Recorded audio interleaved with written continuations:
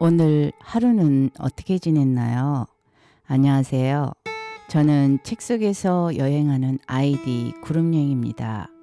이 시간에 우리가 같이 여행할 글읽기는 책 제목 당신 인생의 이야기 지은이 테드 창.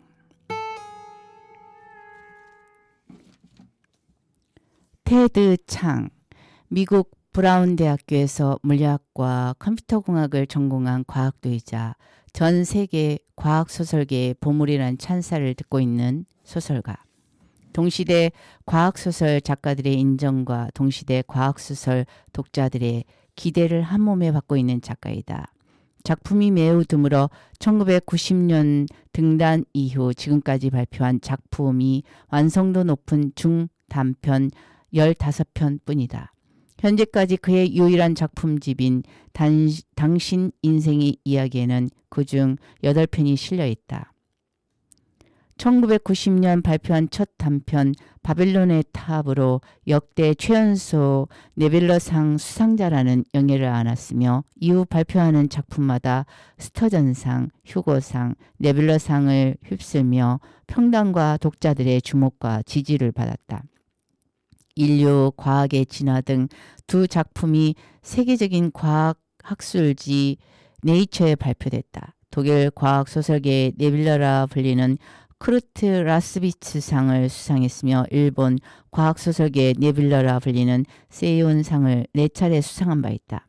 현재 전 세계 독자들의 기대 속에 2017년 초 출간 예정인 두 번째 작품집의 작업을 마무리하고 있다.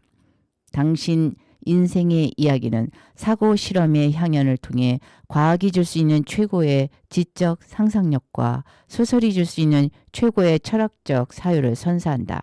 그중 언어학자를 주인공으로 내세워 다른 외계 지성과의 조우를 통해 인류가 맞이하는 인식의 변화를 그린 내 인생의 이야기는 드니 빌레브 감독의 영화 컨택트로 만들어졌으며 지성의 향상으로 인한 인식의 변형과 초지능의 대결을 그린 이해 역시 영화화가 결정되었다. 1세기에 달하는 긴 역사를 가진 과학소설이라는 문학 장르와 그 변증법적인 산물로 간주되는 현대 SF를 논하는 과정에서 무엇을 우선적으로 소개할 것인가라는 딜레마에 직면한 것은 드문 일이 아니다. 비평적인 입장에 서서 최신 내지는 최상의 작품들을 추려내는 것은 그리 어려운 일이 아니지만 장르에 익숙하지 않은 독자들을 사로잡는 동시에 SF의 매력과 자기 원결성을 뚜렷하게 각인시킬 수 있는 작품집을 하나만 추천하라는 요구에 부응하는 것은 불가능에 가깝다. 이런 맥락에서 볼 때 작가 테드 창은 여러 면에서 실로 특별한 존재이다. 많은 평론가들과 동료 작가들이 1967년생의 이 작가를 SF계의 최고의 현역 단편 작가로 주저없이 꼽는 데는 그럴 만한 이유가 있다. 우선 데뷔한 이래 발표한 작품이 불과 15편의 중단편과 여편에 불과한데도 작품을 발표할 때마다 평단과 독자층의 큰 반향을 불러일으키며 SF계의 주요 상들을 휩쓸다시피 했다는 점을 들 수 있다. 그가 1990년에 발표한 데뷔 단편 바빌론의 탑은 옴니지 11호로에 실리자마자 SF 크로니클상, 휴고상, 로커스상 후보에 올랐고 역대 최연소 수상인 동시에 데뷔작에 의한 최초의 수상이라는 인상적인 기록을 세우며 작가와 비평가 등으로 이루어진 전문가들이 선정하는 네뷸러상을 수상했다. 1991년에 발표한 단편 영으로 나누면은 로커스 후보에 올랐으며 중편 이에는 휴고상과 네뷸러상 후보에 오른 후 아시포프주의 독자상을 수상했다. 이듬해인 1992년에는 가장 유명한 신인 작가에게 주어지는 존 W. 캠벨 JR 기념상을 수상했고 이후 무려 6년 이상 침묵을 지키다가 발표한 중편 내 인생의 이야기는 네뷸러상과 스터전상을 수상했다. 테드 창이 SF계의 보르헤스로 불리며 SF의 한 시대를 풍미했던 단편 거장들의 후계자로 간주되기 시작한 것은 이 무렵부터이다. 2년 후인 2000년에는 세계적인 과학학술지인 네이처 유어로에 발표한 인류 과학의 진화로 로커스상 후보에 올랐고 같은 해 발표한 중편 72글자는 휴고상, 스터전상, 로커스상, 세계 환상 문학상 등 무려 5개의 후보에 오른 후 대체 역사 소설을 대상으로 하는 사이드와이즈상을 수상한다. 그리고 2001년 발표한 중편 지옥은 신의 부재로 휴고상, 네빌러상, 로커스상을 모두 휩쓸더니 2002년에는 외모 지상주의에 관한 소고, 다큐멘터리를 위시한 모든 작품이 실린 당신 인생의 이야기를 출간함으로써 돌풍을 일으켰다. 이런 피상적인 업적과 별도로 그가 발표한 다양한 경향의 중단편들이 하나도 빠짐없이 수작의 수준을 가볍게 뛰어넘는 걸작들이라는 사실 또한 놀라움의 대상이 아닐 수 없다. 이것은 자연히 작가 개인과 그의 창작 기법에 대한 관심으로 이어진다. 이 글 앞에 실린 테드 창의 창작 노트를 읽으면 그가 어떻게 해서 각 작품의 아이디어를 얻고 발전시켰는지를 알 수 있다. 때로는 현기증이 날 정도의 강력한 인식을 유발하고 때로는 너무나도 적절한 감정을 불러일으키는 우아하고 정치한 중단편들의 이면에는 오랜 기간에 걸친 면밀한 자료 수집의 뒷받침이 있었다는 사실 또한 익히 짐작할 수 있다. 기본적으로는 작품을 통해서 모든 것을 말하는 작가이기 때문에 다양한 해석이 가능하다는 점도 독자 입장에서는 큰 매력으로 작용한다. 특히 필자를 포함한 평자들의 흥미를 끄는 것은 그의 작품들이 예외 없이 내포하고 있는 SF로서의 정체성이다. 단편 형식의 특성상 하나 또는 복수의 아이디어가 스토리텔링의 핵심으로 가능한 것은 자연스러운 현상이라고 할 수 있겠지만 테드 창의 작품들은 단순한 아이디어 스토리의 한계를 뛰어넘어 SF라는 장르를 규정하는 일종의 메타 SF적인 사유를 짙게 합류하고 있다. 전통적으로 아이디어 스토리는 변화의 문학으로 불리는 SF의 구조적 핵심을 이루어왔지만 첨단 과학기술이 급격하게 다양해지고 거대화되고 그에 따른 사회 변화가 일상 현실이 되어버린 20세기 후반부터는 일정 수준의 지식이 없으면 쓰기가 점점 힘들어지는 분야이기도 하다. 테드 창의 탁월함은 인간 사회에 큰 영향을 끼쳐왔고 장래에도 그럴 가능성이 농후한 과학 철학적 담론을 가능한 여러 측면에서 철저하게 파헤친 동시에 그것을 하드 SF에 익숙하지 않은 일반 독자들도 충분히 이해하고 감정이입할 수 있는 지극히 인간적인 은유에 담아 펼쳐낸다는 점이라고 할 수 있다. 테드 창이 몇몇 중단편에서 일관되게 사용한 기법으로는 우주의 기본적인 자연 법칙이나 상징 체계를 변화시킴으로써 우리의 우주와는 판이하게 다르지만 해당 우주의 주민들에게는 자연 그 자체인 동시에 과학적으로 엄밀한 세계를 창조하는 방법이 있다. 그가 상정한 변화는 바빌론의 탑에서처럼 새하얀 화강암 판으로 된 천장이 세계 전체를 뒤덮고 있는 이 세계를 통해 구현될 수도 있으며 인지적인 초월의 형태를 취하거나 내 인생의 이야기, 이해, 우주를 통괄하는 수학적 원리와 생물, 인간 원리 사이의 근원적인 갈등 0으로 나누면 으로 나타날 수도 있다. 이런 원리 법칙의 변화는 그가 펼치는 세계상뿐만 아니라 장르의 경계선에서도 일어난다. 이 작품집 중 가장 환상적이면서 강렬한 인상을 남기는 중편 지옥은 신의 부재는 그리스도교의 세계관을 바탕으로 기적과 천사들의 시연이 일상화된 세계에서 한 개인이 겪는 존재론적인 고뇌를 다루고 있으며 작가 자신의 표현을 빌리자면 자연 법칙이 인간의 의식이나 의도에 종속된 판타지의 우주를 배경으로 한 판타지에 해당한다. 이와는 대조적으로 중편 72글자는 우리 입장에서 보면 마법에 해당하는 얼령 기술이 정통 과학으로서 기능하는 세계를 배경으로 한 지적인 모험담이다. 이 세계의 과학기술, 특히 인간의 노동을 대신하는 자동기계에 관련된 기술은 카발라의 수비학을 연상시키는 명명법 내지 명명과학을 통해 기능하며 작품 내에서 실험과학의 기반인 신뢰성과 타당성을 충족시키고 있다는 점에서 개개인의 능력으로 귀결되는 마법과는 뚜렷이 구별된다. 언어학적인 관점에서 볼 때 테드 창이 고안한 명명과학은 어느 측면에서는 촘스키의 생성 문법을 연상시키며 이것은 조금 모순되게 들릴지도 모르지만 작가가 자신이 일관되게 추구해온 이상적인 언어의 개념과도 맞닿아 있다. 이상적인 언어란 간단히 말해서 사고를 완벽하게 표현하고 사물을 완벽히 묘사할 수 있는 바벨탑 이전의 언어를 의미하며 물리적 우주와 사변적 우주 양쪽을 서술하는 동시에 모든 사고를 완벽하게 조직화하는 이론적인 구도 내지는 도형의 개념으로서의 보편 언어에 가깝다. 중편 내 인생의 이야기는 바로 이런 구도를 개인적으로 체득하게 되는 한 여성의 이야기이며 외계인과의 최초의 접촉이라는 SF적 내러티브와 철학적인 주제 사이의 균형이 거의 완벽하게 잡혀있는 걸작이다. 물질주의적 우주관에 대한 일종의 메타포로서 과학을 활용했다는 점에서 초기 단편 0으로 나누면의 연장선상에 있다고 할 수 있지만 주인공이 획득하는 인지적인 통찰과 그 통찰에 이르는 과정의 소설적 치밀함은 SF가 사고실험 문학으로 불리는 이유를 여실히 보여주고 있다. 테드 창은 1967년 뉴욕주 포트 제퍼슨에서 중국계 이민 2세로 태어났다. 어린 시절부터 아이작 아시모프와 아서 C 클라크의 소설을 탐독하며 SF와 과학기술에 대한 소양을 쌓았다. 과학자가 되고 싶다는 꿈을 품고 아이비리그의 명문 브라운 대학에 입학해서 물리학과 컴퓨터공학을 전공했지만 학자의 세계에는 별 흥미를 느끼지 못하고 작가의 길로 나아가기로 결심한다.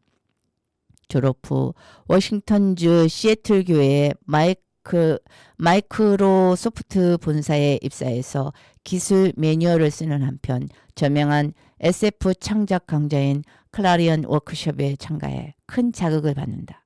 강사 중 한 명이었던 작가 겸 비평가 토머스 디쉬는 테드 창의 재능을 높이 평가했고 옴니의 편집자인 앨런 테틀로우에게 습작 단편 바빌론의 탑을 보냈다. 이듬해인 1990년에 이 단편으로 데뷔한 이래 테드 창은 짧게는 1년, 길게는 7년의 간격을 두고 한 편씩 작품을 발표했고 2002년에는 신작 외모 지상주의에 대한 속어 다큐멘터리를 포함한 첫 번째 작품집 당신의 인생 이야기를 출간하여 한 세대에 한 번 나올까 말까 한 중요한 작품집 스위스 시계처럼 정밀하며 그 깊이를 헤아리기 힘들 만큼 심오한 걸작들의 향연이라는 극찬을 받는다.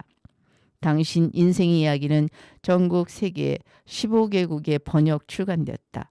휴고상 네뷸러상을 수상한 상인과 연금술사의 문, 숨결 등의 후속 작품들이 그리 큰 시차를 두지 않고 국내 잡지 등에 번역 소개된 것도 SF 작가로서는 이례적이라고 할 만큼 높은 인기에 기인한 바가 크다. 할리우드에서 일찌감치 영업 한 건을 취득한 내 인생 이야기는 그을린 사랑, 시카리오 등을 연출한 드니 빌레브에 의해 컨택트라는 제목으로 영화화되어 2016년 말 개봉을 앞두고 있다.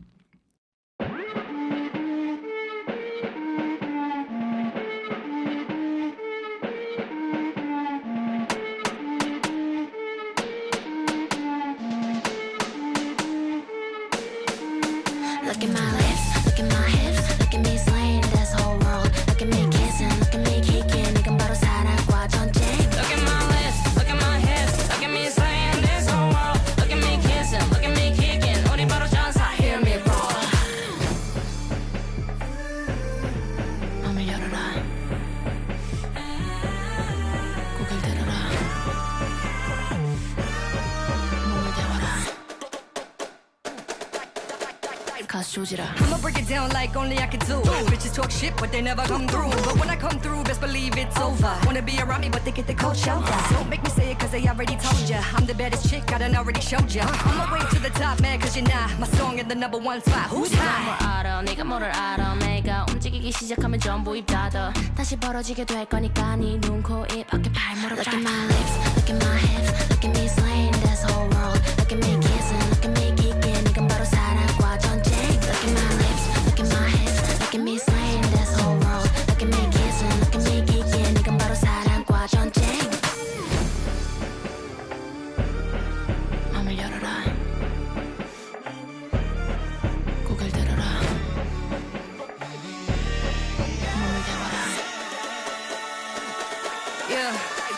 난 운율의 시라 손이 마누라 관자놀이를 밝히는 아우라 허리 밑에 손들은 지 가루가 될 테니 위로 뒤로 흔들어 나와 너라 산호가 돼 지금의 짜릿함 모두 다 하나 되는 아리따 자 이제부터 미래가 시작된다 펼쳐져가지고 있던 너의 속마 네가 뭘 알아 내가 뭐를 알아 내가 움직이기 시작하면 전부 입 닫아 다시 벌어지게 될 거니까 네 눈, 코, 입, 어깨, 발, 무릎 Look at my lips, look at my hips Look at me slaying this whole world Look at me kissing, look at me kicking 이건 바로 사랑과 전쟁 Look at my lips, look at my hips Look at me slaying this whole world Look at me kissing, look at me kicking 우리 바로 전사 Hear me roar Dropping it, killing it 모르면은 외워 Gotta get crazy, gotta get hazy Drum and bass을 채워 생각 따윈 집어쳐 네 몸이 가는 대로 moving 난 step by step 세상을 움직인 Break it magic down like On your mind Get ready Look at my lips, look at my hips Look at me slaying this whole world Look at me kissing, look at me kicking 이건 바로 사랑과 전쟁 Look at my lips, look at my hips Look at me slaying this whole world Look at me kissing, look at me kicking 우리 바로 전사 Hear me roar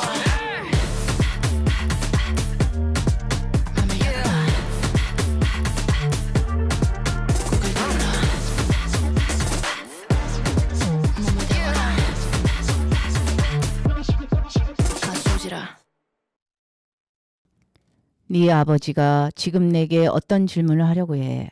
이것은 우리 인생에서 가장 중요한 순간이고 나는 온 정신을 집중해서 모든 것을 빠짐없이 기억에 새겨두려고 하고 있지.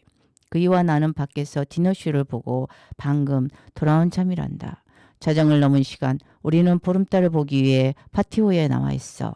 춤을 추고 싶다고 네 아버지에게 말하자 그이는 쾌히 응했고 그래서 지금 우리는 서로 껴안고 춤을 추고 있어. 달빛 아래에서 10대들처럼.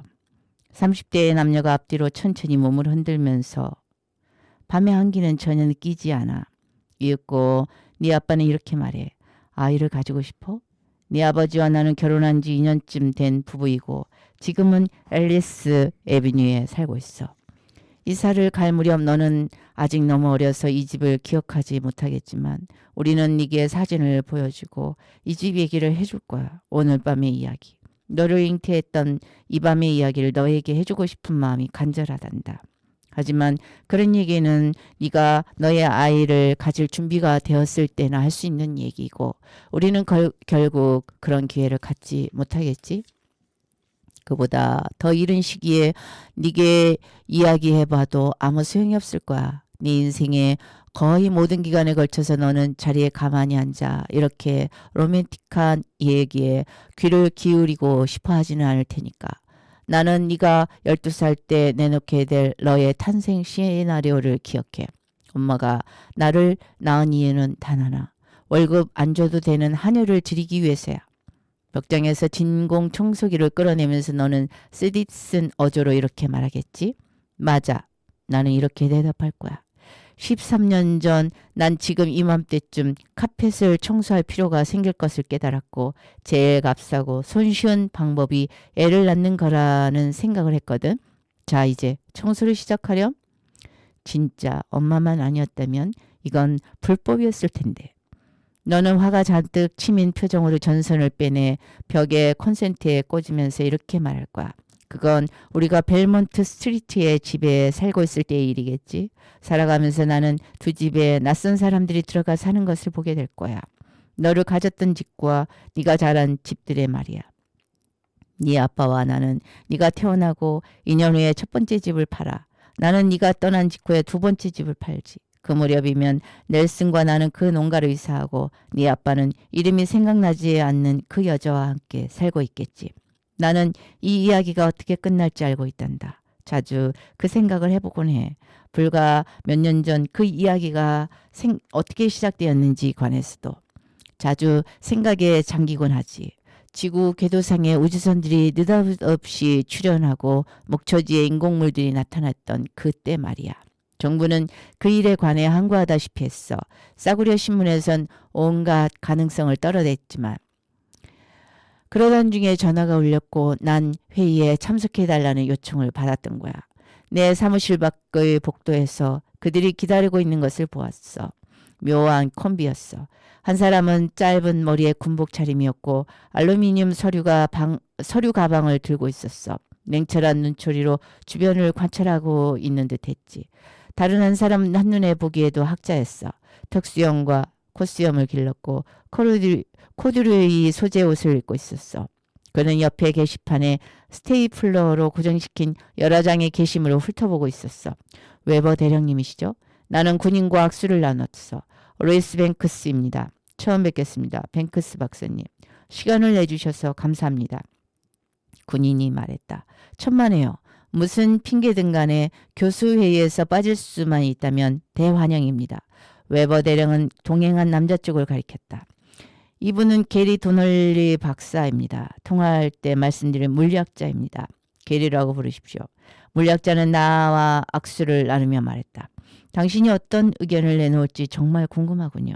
모두 함께 내 사무실로 들어갔다. 내가 두 번째 손님용 의자에 쌓아둔 책들을 치운 다음 일동은 자리에 앉았다. 녹음을 들어봐 달라고 하셨죠? 아마 외계인들과 관련된 것인가 보군요. 제가 제공할 수 있는 것은 녹음 내용뿐입니다. 대령이 말했다. 알았어요. 들어보죠.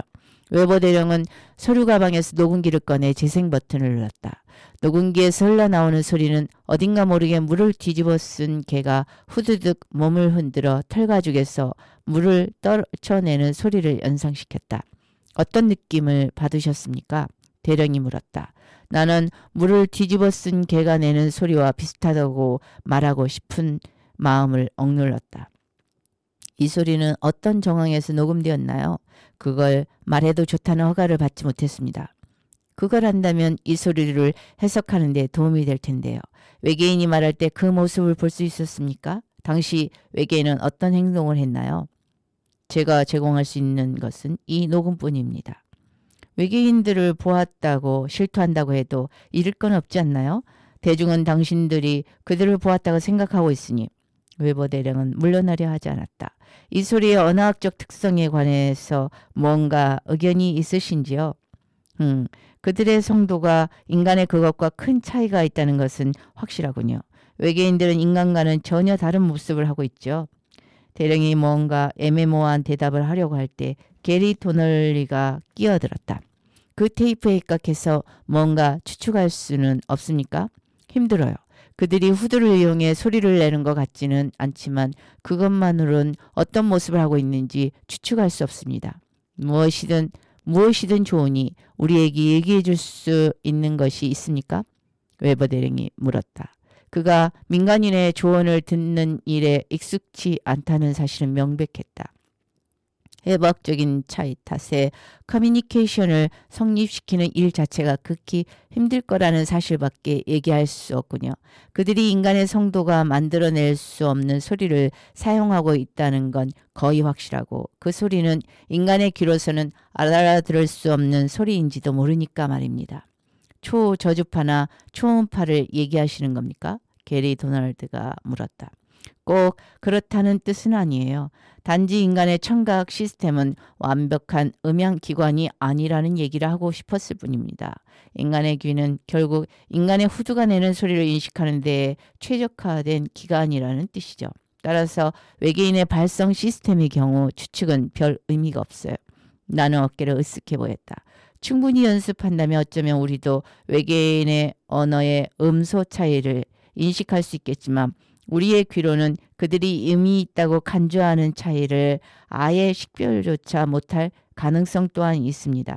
그럴 경우 외계인이 무슨 말을 하는지 알아듣기 위해서는 음향 분석기가 필요할 겁니다. 웨버 대령이 말했다.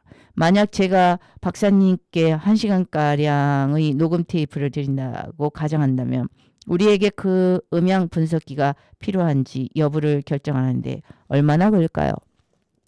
아무리 많은 시간을 주어져도 녹음된 소리만으로는 그 여부를 결정할 수 없습니다. 외계인과 직접 얘기할 필요가 있습니다. 대령은 고개를 가로저었다. 그건 불가능합니다. 나는 가급적 완곡하게 설득을 시도했다.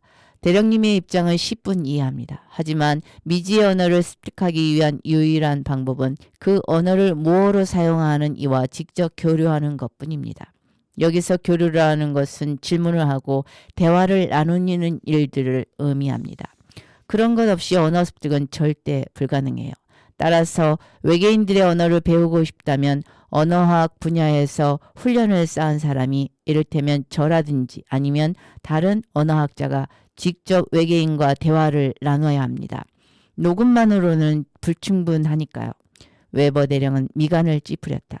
외계인들이 우리 방송을 모니터해 인류의 언어를 습득했을 가능성은 없다는 말씀처럼 들리는군요. 그런 일이 불가능할 것 같지는 않군요. 그러기 위해서는 비인류에게 인류의 언어를 가르칠 목적으로 특별 제작된 교재가 필요할 겁니다. 그게 아니라면 인간과 직접 교류하거나 둘 중 하나의 조건이라도 만족된다면 그들도 텔레비전 같은 것을 통해 많은 것을 배울 수 있겠지만 그렇지 않다면 출발점에조차 서지 못할 겁니다. 대령은 나의 말에 흥미가 당기는 듯 했다. 외계인들은 우리에 관해 모르면 모를수록 좋다는 것이 그의 관점임에 분명했다. 게리 도널리도 대령의 표정을 읽었는지 눈을 흡뜨며 한심하다는 표정을 지어 보였다. 나는 웃음이 나오려는 것을 참았다. 이윽고 웨버 대령이 물었다. 해당 언어 사용자들과의 대화를 통해서 새로운 언어를 배운다고 가정해 봅시다. 그들에게 우리 언어를 가르치지 않고 그럴 수 있습니까? 그건 해당 언어 사용자들이 얼마나 협조적인 거에 달려 있습니다. 제가 그들의 언어를 배우는 과정에서 그들 또한 우리의 언어에 관해 이것저것 조금씩 알게 되리라는 점은 거의 확실하지만 만약 그들이 자기들의 언어를 이쪽에 가르칠 용어가 있다면 그쪽에서 우리 언어에 관해 배우는 건 많지 않을 겁니다. 반면에 그들이 자기들의 언어를 가르치는 것보다 우리 언어를 배우는 편을 선호한다면 상황은 훨씬 더 힘들어지겠죠. 대령은 고개를 끄덕였다. 이 일에 관해서는 나중에 다시 연락드리겠습니다. 그 회의에 참석해달라는 요청은 아마 내 인생에서 두 번째로 중대한 전화 통화였는지도 몰라. 첫 번째는 물론 산악구조대에게서 걸려온 전화였겠지. 그 시점에서 네 아빠와 나는 1년에 많이 봐야 한 번쯤 전화 통화를 하는 사이가 되어 있을 거야. 하지만 그 전화를 받고 내가 처음 한 일은 네 아빠에게 전화를 거는 일이겠지. 그이와 나는 차를 타고 침묵으로 가득 찬 긴 노정을 함께하게 될 거야. 신원 확인을 위해 가는 길이야. 온통 타일과 스테인리스뿐인 시체 안치소, 냉동 장치가 웅웅거리는 소리와 방부제 냄새를 기억해. 직원이 시트를 걷어 너의 얼굴을 보여줄 거야. 어딘가 이상하다는 느낌을 받겠지만 네 얼굴이라는 걸 나는 알겠지. 예, 맞습니다. 나는 말하겠지. 제 딸입니다. 그때 네 나이가 25살이야. 헌병은 내 배지를 확인하고 회란판의 서류에 뭔가 기입한 다음 게이트를 열어주었다. 나는 오프로드 차를 몰고 캠프 안으로 들어갔다. 볕에 바짝 마른 농장 목초지에 육군 천막이 잔뜩 들어와 조그만 마을을 이루고 있었다. 이 캠프 한복판에 자리 잡고 있는 것은 채경이라는 별명이 붙은 외계인의 기계 장치였다. 사전 브리핑에서 들은 바에 의하면 미국 전역에는 이런 채경이 9개, 전 세계에는 112개가 있다고 했다. 쌍방향 통신 장치로서 기능하고 아마 궤도상의 우주선들과의 연락에 쓰일 거라고 했다. 외계인들이 우리와 직접 만나서 이야기하려 하지 않는 이유를 아는 사람은 없었다.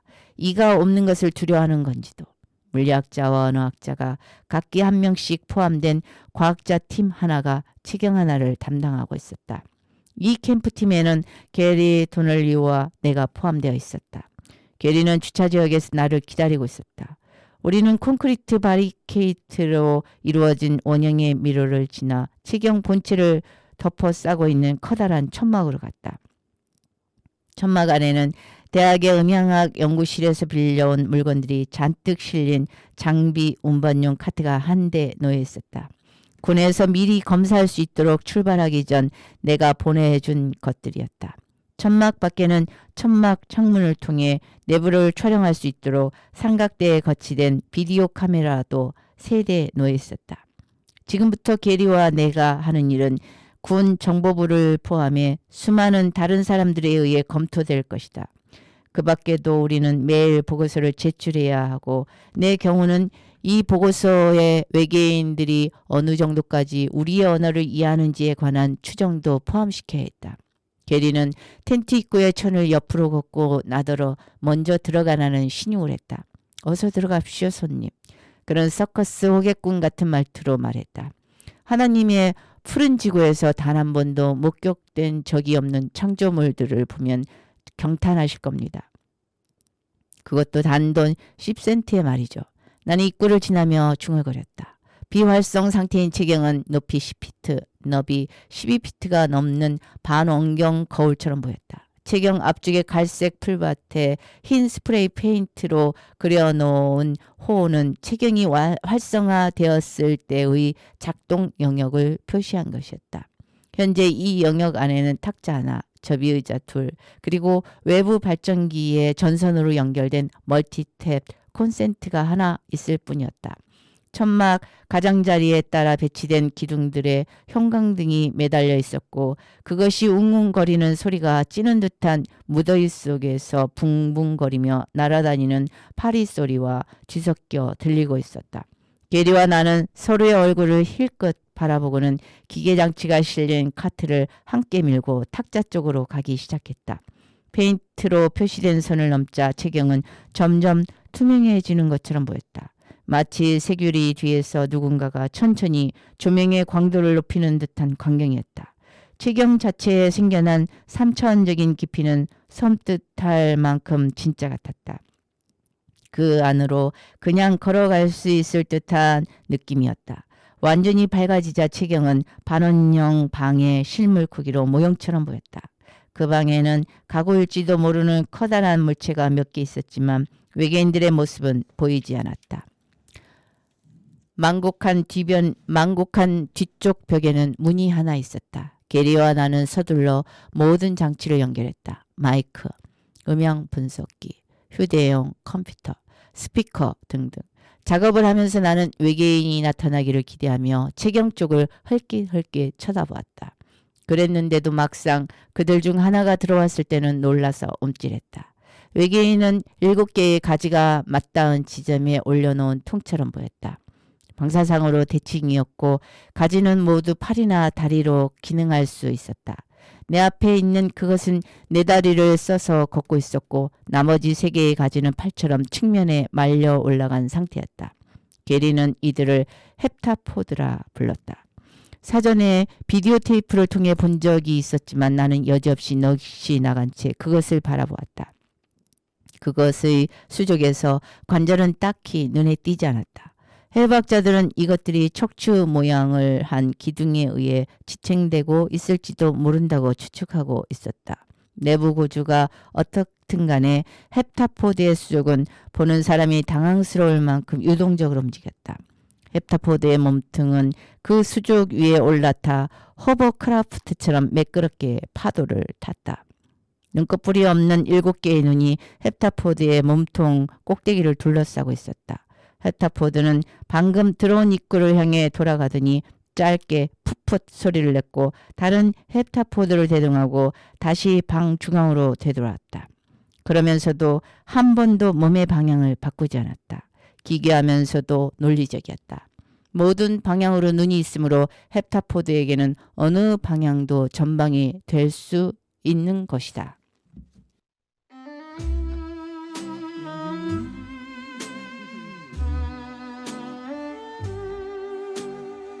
Hold me close and hold me fast. The magic spell you cast. This is La Vie en Rose. When you kiss me, heaven sighs. And though I close my eyes, I see La Vie en Rose. When you press me to your heart, I am in a world apart, a world where roses bloom.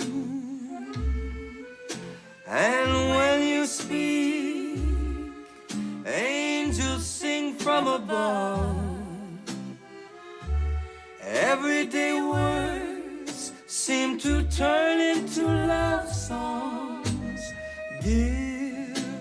your heart and soul to me.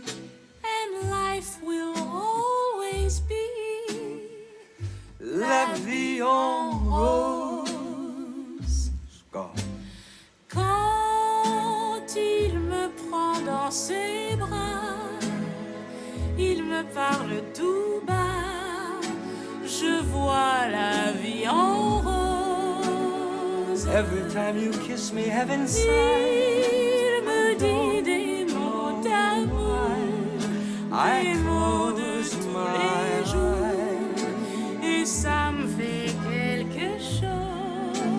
If only you would give your heart and soul to me, and life will always be la vie en rose.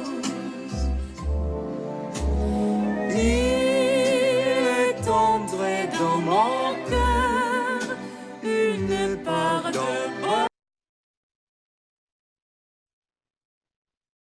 Bonheur dont je connais la cause. C'est toi pour moi, moi pour toi dans la vie. Il me l'a dit, là je rêve pour la vie. Give your heart and soul to me, and life will always be la vie en rose. C'est magnifique.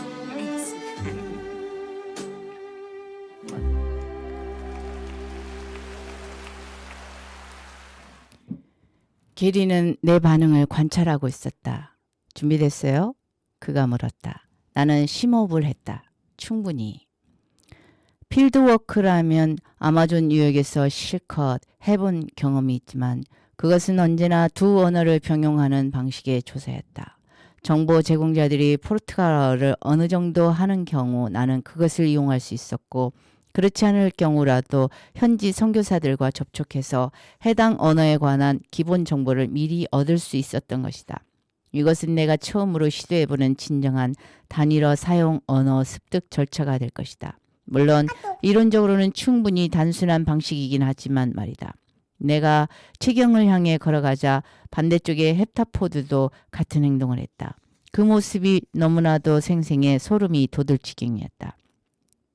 소용돌이나 고리 모양의 도돌 무늬가 있는 코듀로이 천을 연상케 하는 상대의 잿빛 피부의 질감까지 파악할 수 있었다. 최경에서는 아무 냄새도 풍겨오지 않았지만 왠지 그 때문에 나는 한층 더 기이한 인상을 받았다. 나는 나 자신을 가리키고 천천히 말했다. 인간. 그러고는 게리를 가리켰다. 인간. 그런 다음 각 헵타포드를 가리키며 한 번씩 말했다. 당신은 무엇입니까? 반응은 없었다. 나는 같은 일을 되풀이했고 한 번 더 되풀이했다. 헵타포드 하나가 7개의 가지 중 하나를 써서 자기 자신을 가리켰다. 그 끝에 달린 4개의 손가락이 가지런히 붙어 있었다. 운이 좋았다. 어떤 문화에서는 사람을 가리킬 때 턱을 쓴다. 헵타포드가 절지 중 하나를 쓰지 않았다면 어떤 제스처에 주목해야 할지 알 수 없었을 것이다. 나는 짧게 퍼덕거리는 듯한 소리를 들었고 동체 꼭대기에 오므라진 구멍이 떨리는 것을 보았다. 헵타포드는 말을 하고 있었다. 이윽고 그것은 자기 동료를 가리키고는 다시 퍼덕거리는 소리를 냈다. 나는 컴퓨터가 있는 곳으로 되돌아갔다. 모니터 화면에는 방금 들린 퍼덕거리는 소리를 나타내는 2개의 음향 패턴이 나타나 있었고 이것들은 실질적으로 동일했다. 나는 재생을 위해 샘플 하나를 골라 표시했다. 나는 나를 가리키며 다시 인간이라고 말했고 게리를 가리키며 같은 말을 되풀이했다. 그런 다음 헵타포드를 가리켰고 스피커를 통해 퍼덕거리는 소리를 재생했다. 처음에 말을 한 헵타포드는 또다시 퍼덕거리는 소리를 했다. 음향 분석기에 떠오른 패턴의 후반부는 반복인 듯 했다. 가장 처음에 발화들을 퍼덕거림 1, 이번 것을 퍼덕거림 2, 퍼덕거림 1이라고 부르기로 한다. 나는 헵타포드의 의자일지도 모르는 물체를 가리키며 말했다. 저것은 무엇입니까? 헵타포드는 잠시 뜸을 들이다가 의자를 가리키며 또 무언가를 말을 했다. 이 소리의 음향 패턴은 처음에 들었던 소리들의 그것과는 확연하게 달랐다. 퍼덕그림 3이다. 나는 퍼덕그림 3을 재생하며 또다시 의자를 가리켰다.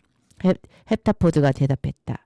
음향 분석기에 의하면 그것은 퍼덕그림 3, 퍼덕그림 2처럼 보였다. 낙관적 해석. 헵타포드는 내 발화가 정확하다고 확인해 주었고 이것은 헵타포드와 인류의 담화 패턴이 호환 가능하다는 사실을 암시하고 있다. 비관적 해석. 아까부터 자꾸 기침이 멎지 않는 모양이다. 내 컴퓨터에서 음악 분석 결과를 특정 섹션들로 나누고 각 섹션에 임시 주석을 하나씩 타이핑했다. 퍼덕그림 1에는 헵타포드, 퍼덕그림 2에는 내, 그리고 퍼덕그림 3에는 의자. 그런 다음 이 모든 발화에 대한 표제어로 언어, 헵타포드 A라고 기입했다. 게리는 내가 써놓은 것을 들여다보았다. 그 A는 무슨 용도예요? 헵타포드가 사용할지도 모르는 다른 언어들과 구별하기 위해서예요. 내가 이렇게 말하자 그는 고개를 끄덕였다. 자, 이제 한번 해볼까요? 시험삼아. 나는 헵타포드들을 손으로 가리키고 헵타포드를 의미하는 퍼덕그림 2를 흉내내 보려고 했다. 오랜 침묵이 흐른 후 첫 번째 헵타포드가 무슨 말을 했고 그러자 두 번째 헵타포드가 뭐라고 다른 말을 했다. 양쪽의 음향 분석 모두 지금까지 들었던 것과는 전혀 달랐다.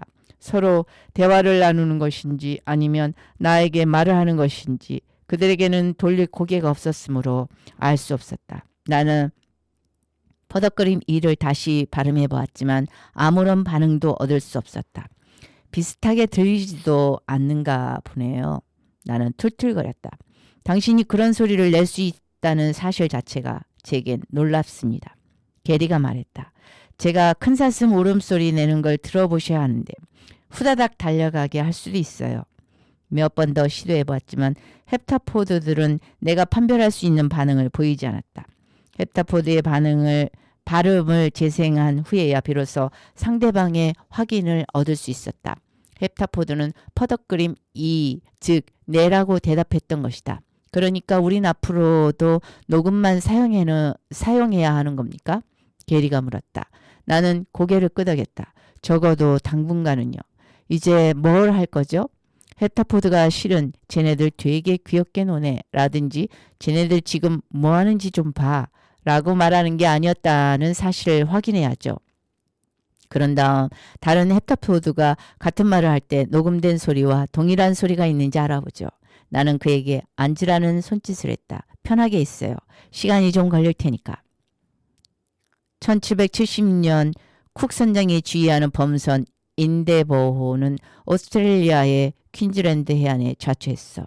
쿡은 부하들 일부에게 수리를 맡겨놓고 탐험대를 이끌고 상륙해서 원주민들을 만났지. 선원 중 한 사람이 새끼를 배의 주머니에 넣고 껑충껑충 뛰며 돌아다니는 동물들을 가리키며 원주민에게 그 이름이 무엇인지 물었어. 그러자 원주민은 캥거루라고 대답했어. 이때부터 쿡과 그의 부하 선원들은 이 동물을 이 이름으로 불렀어.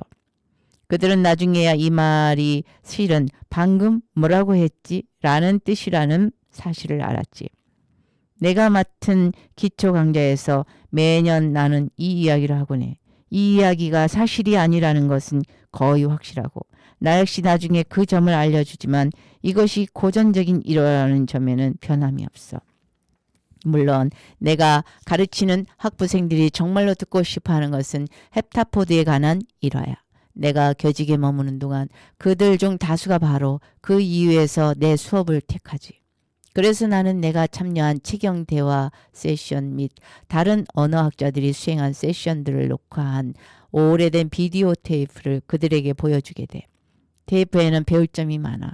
우리가 다시 외계인들의 방문을 받는다면 쓸모가 있겠지. 하지만 그 캥거루 얘기 같은 그럴듯한 일화는 그리 인연이 없지. 언어 습득에 관한 일화의 경우 내가 가장 즐겨 쓰는 자료는 어린이 언어 습득에 관한 거야. 네가 5살인 어느 날의 오후를 기억해. 너는 유치원에서 돌아온 참이었지. 내가 레포트 채점을 하는 동안에 너는 크레용으로 색칠놀이를 하고 있어. 엄마, 너는 뭔가 부탁할 때 쓰곤 하는 짐짓 아무 일도 아니라는 식의 말투로 이렇게 말하지. 뭐 하나 물어도 돼? 물론이지, 우리 아가. 물어봐. 나도 칭찬받을 수 있을까? 나는 채점하고 있던 레포트에서 고개를 들어. 그게 무슨 뜻이니? 학교에서 샤론이 그러는데 자긴 칭찬을 받았대. 정말? 뭐 때문에 칭찬받았는지 얘기했니? 걔 언니가 결혼했을 때 그랬대. 샤론 말로는 칭찬받을 수 있는 건 한 사람뿐인데 자기가 받았대. 아, 그랬구나. 샤론이 신부 들러리를 섰대? 맞아 엄마. 나도 그렇게 칭찬받을 수 있을까? 게리와 나는 채경 캠프를 담당하는 작전본부가 있는 조립식 건물로 들어갔다. 안은 마치 침공 내지는 철수 작전을 계획하고 있는 듯한 분위기였다. 짧은 머리의 군인들이 커다란 이 지역 지도를 에워싸고 분주하게 움직이는가 하면 육중한 전자장치 앞에 앉아 헤드셋으로 교신을 하고 있었다. 우리는 건물 안쪽에 있는 웨버 대령의 방으로 안내받았다. 에어컨이 돌아가고 있어 시원했다. 우리는 첫날의 성과를 대령에게 간략하게 보고했다. 그다지 큰 진전은 없었던 것 같군요. 대령이 말했다. 좀 더 빨리 진전시킬 수 있는 방법이 있습니다. 나는 말했다. 지금보다 많은 장비들을 쓸 수 있도록 승인을 받아내셔야 하겠지만요. 더 무엇이 필요합니까? 디지털 카메라 한 대와 대형 비디오 스크린이 필요해요. 나는 머릿속에서 상상한 장치의 드로잉을 대령에게 보여주었다. 글자 크기를 통해 언어 습득 절차를 진행하고 싶습니다. 스크린에 단어를 보여주고 그들이 쓰는 글자를 카메라로 녹화할 생각입니다. 헵타포드들도 같은 행동에 나서주기를 기대하고 있습니다. 웨버는 미심쩍은 눈초리로 내 드로잉을 바라보았다. 이럴 경우 어떤 장점이 있습니까? 지금까지는 문자가 없는 언어의 화자들을 대상으로 할 때의 방법을 써왔습니다. 하지만 헵타포드들에게도 글이 있을 거라는 생각이 떠오르더군요. 그래서 만약 헵타포드에게 글을 생성하는 기계적 수단이 있다면 그들의 문자 체계는 매우 규칙적이고 안정되어 있을 가능성이 높아요. 그럴 경우 음소 대신 문자소를 판별하면 되니까 작업은 더 쉬워지죠. 소리내어 읽은 문장을 알아들으려고 하는 대신에 인쇄된 문장에서 글자를 알아보는 것과 마찬가지니까요. 무슨 뜻인지 알겠습니다. 그럼 대답은 어떤 식으로 할 생각입니까? 그들이 당신에게 보여준 단어들을 다시 보여줄 건가요? 기본적으로 그래야겠죠. 만약 그들이 단어와 단어 사이에 빈 공간을 둔다면 그들 입장에서는 녹음된 말을 이어붙여 우리가 말하는 문장보다는 우리가 글로 쓰는 헵타포드어의 문장이 훨씬 더 이해하기 쉬울 겁니다. 대령은 의자 등받이에 등을 기댔다. 이쪽에서 우리의 과학기술이 노출되는 것을 가급적 줄이고 싶어 한다는 건 알고 있지 않습니까? 그 점은 이해합니다만 우리는 이미 여러 기계들을 매개 수단으로 사용하고 있습니다. 만약 그들이 글을 사용할 수 있게 한다면 음향 분석기에만 매달리는 것보다는 작업 속도가 훨씬 빨라질 겁니다. 대령은 게리를 쳐다보았다. 박사의 의견은? 괜찮은 아이디어로 생각되는데요. 다만 헵타포드가 우리의 모니터 화면을 읽는데 혹시 어려움을 느끼지 않을지 궁금하군요. 그들의 체경은 우리의 비디오 스크린과는 완전히 다른 기술의 기반을 둔 것이니까요. 우리가 아는 한 그들은 픽셀이나 스캔 라인을 쓰고 있지는 않고 프레임 단위로 화면을 내보내지도 않습니다. 헵타포드들이 우리 비디오 스크린의 스캔 라인을 판독하지 못할 수도 있다는 뜻입니까? 그럴 가능성이 있습니다. 일단 시도해서 확인해 보는 수밖에요. 웨버는 생각에 잠겼다. 나로선 생각할 필요도 없는 일이었지만 그의 관점에서 보면 그것은 어려운 결정이었다. 그러나 군인답게 그는 신속하게 결정을 내렸다. 요청을 승인하겠습니다. 밖에 있는 상사에게 필요한 것들을 얘기하십시오. 내일까지 준비시키세요. 네가 16살인 여름의 어느 날을 기억해. 이번에 데이트 상대가 도착하기를 기다리고 있는 사람은 네가 아닌 나야. 물론 너도 내 데이트 상대를 기다리고 있을 테지. 어떤 사람일지 궁금해하면서. 너는 너의 친구 록시라는 엉뚱한 이름의 금발소녀를 집으로 데려와 키득거리며 시간을 보내고 있을 거야. 그이에 관해 이러쿵저러쿵하고 싶겠지만 나는 복도벽에 걸린 거울에 내 모습을 비춰보며 말할 거야. 우리가 집을 나설 때까지는 입을 다물고 있어야 해. 걱정 마 엄마. 넌 이렇게 말할 거야. 그 아저씨는 알아차리지도 못할 거야. 록시. 나한테 오늘 밤 날씨가 어떨 것 같으냐고 물어봤죠. 그럼 난 엄마의 데이트 상대에 관한 평가를 내릴 테니까. 알았어. 록시는 이렇게 될 거 할 거야. 아니야. 절대 그러지 마. 긴장하지 마요. 그 아저씨는 절대로 모를 거니까. 걱정 안 해도 돼. 우린 맨날 이러는걸. 퍽도 안심되네. 잠시 후 넬슨이 차로 나를 데리러 올 거야. 난 그 일을 소개하고 우리는 모두 포치에서 잠시 이야기를 나누겠지. 넬슨은 투박하기는 하지만 나름대로 잘생겼고 너의 표정을 보니 너도 마음에 들어해.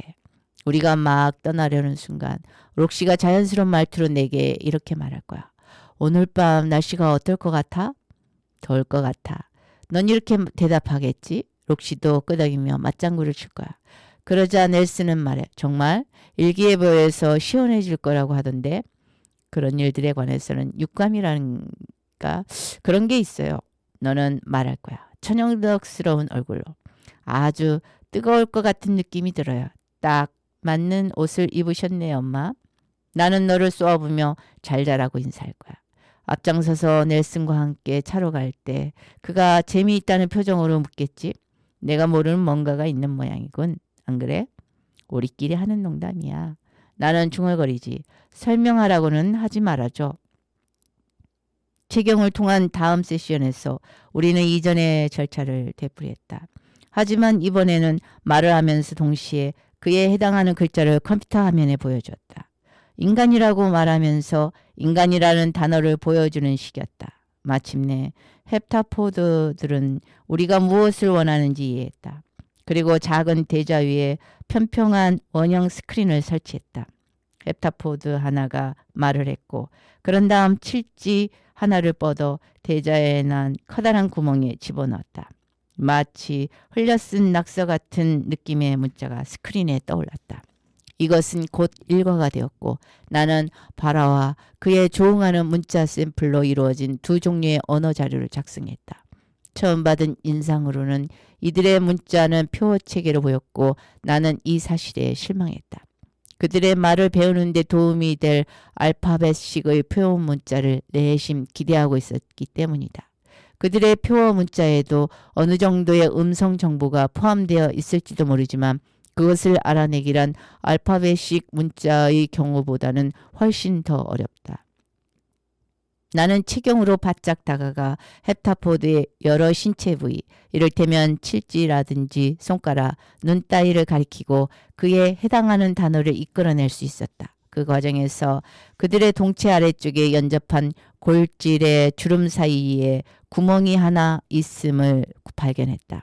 아마 이것은 음식 섭취를 위한 것이고 동체 꼭대기에 있는 구멍은 호흡과 발화를 위한 것인 듯 했다.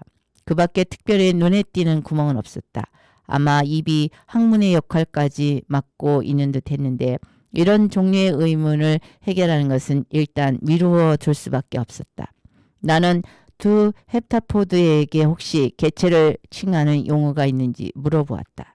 개별적인 이름 같은 것이 있는지 말이다.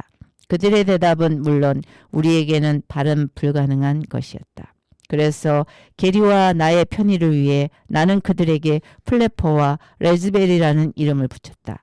이들을 구별하고 싶었기 때문이다. 다음 날 나는 체경이 있는 천막에 들어가기 전에 게리와 의논했다. 이번 세션에서는 당신 도움이 필요해요. 얼마든지 도와드리죠. 무슨 일을 하면 됩니까? 동사를 좀 이끌어내야 하는데 그건 3인칭으로 하는 게 제일 쉽거든요. 내가 컴퓨터에 동사 몇 개를 치는 동안 그것들을 몸으로 보여줄 수 있을까요? 운이 좋으면 헵타포드가 우리가 뭘 하는지 깨닫고 똑같이 해줄지도 몰라요. 사용할 만한 소도구들을 여기 가지고 왔어요. 문제없어요. 게리는 손마디를 꺾어 뚝뚝 소리를 내며 말했다. 언제든지 준비만 되면 말해줘요. 우리는 단순 자동사들부터 시작했다. 걷다, 뛰어오르다, 말하다, 쓰다. 게리는 이 동사들을 하나씩 몸으로 표현했다. 그러면서도 멋쩍어 하는 기색이 전혀 없는 것이 인상적이었다. 비디오 카메라가 자기 모습을 촬영하고 있다는 사실에도 아랑곳하지 않는 듯했다. 게리가 처음 동작 몇 개를 실현한 다음 나는 헵타포드들에게 물었다. 당신들은 저걸 뭐라고 부릅니까? 오래지 않아 헵타포드들은 우리가 무엇을 시도하고 있는지 알아차렸다. 레즈베리는 게리의 몸짓을 흉내내기 시작했다. 아니, 적어도 그에 상응하는 헵타포드의 몸 동작을 보여주기 시작했다. 그러는 동안 플래퍼는 자기들의 컴퓨터로 글자를 표시하고 큰 소리로 발음했다. 음향 분석기에 나타난 그들의 발화에서 나는 내가 헵타포드라는 주석을 붙인 단어를 식별해낼 수 있었다. 각 발화의 나머지 부분은 동사구인 듯했다. 그들의 언어에는 명사나 동사에 해당하는 것들이 있다는 듯했다. 천만다행이었다. 그러나 그의 경우는 그만큼 명확하지 않았다. 각각의 동작에 대해 그들은 두 개의 다른 어표 대신 하나의 어표를 보여주었던 것이다. 처음에 그들이 걷는다처럼 주어의 존재를 암시하는 무언가를 썼다고 생각했다. 그런데 플래퍼는 왜 말을 할 때 헵타포드가 걷는다라고 하면서 글을 쓸 때는 이에 조응하는 단어들을 쓰지 않고 그냥 걷는다라고 쓰는 것일까? 문득 나는 어표들 중 일부는 헵타포드를 의미하는 어표 한쪽에 여분의 선을 몇 개 추가한 것처럼 보인다는 사실을 깨달았다. 어쩌면 동사를 글로 쓸 때 그들은 명사에 대한 접사의 형태를 사용하는 것일 수도 있었다.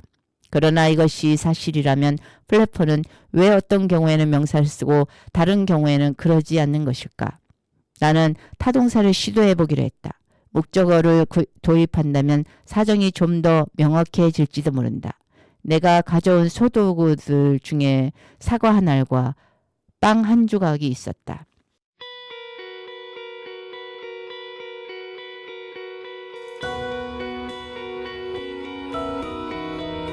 밤은 다시 길고 깊어졌네. 나는 점점 너로 잠 못 들게 돼. 글로 적어내긴 어려운 이 기분을 너도 느꼈으면 좋겠는데 너는 아무 생각 없이 몇 번 나를 지나가며 웃은 거라지만 나의 하얀 옷에 너의 잉크가 묻어 닦아낼 수 없을 만큼 번졌네. 달콤한 색감이 물들어 조금씩 정신을 차렸을 땐 알아볼 수도 없지. 가득 찬 마음이 여물다 못해 터지고 있어. 내일은 말을 걸어봐야지.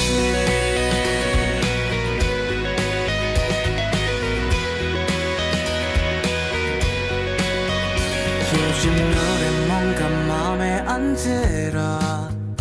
내게 불러주기엔 좀 어려워서 나름 며칠 밤을 새워 연습했지만 내게 들려주기엔 무리인 것 같아.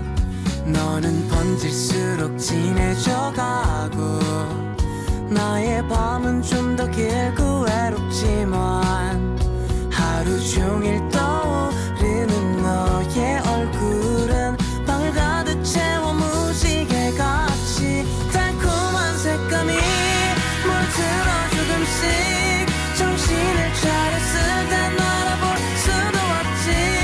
가득 찬 마음이 여물다 못해 터지고 있어. 내일은 말을 걸어봐야지. 바람을 맞고 빗물에 젖어 나의 색감도 흐려지겠지만 너는 항상 빛에 반짝일 테니까. 멋진 말들을 전하지 못하고 아무도 관심 없는 그림이 되겠지만 달콤한 색감은 감추지 못해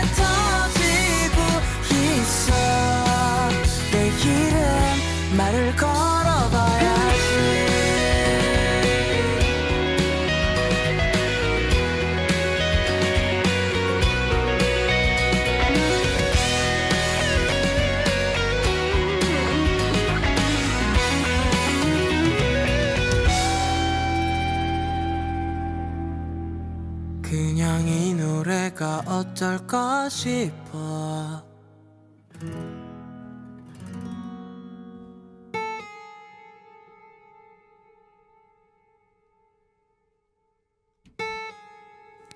책 제목 당신 인생의 이야기. 지은이 테드 창.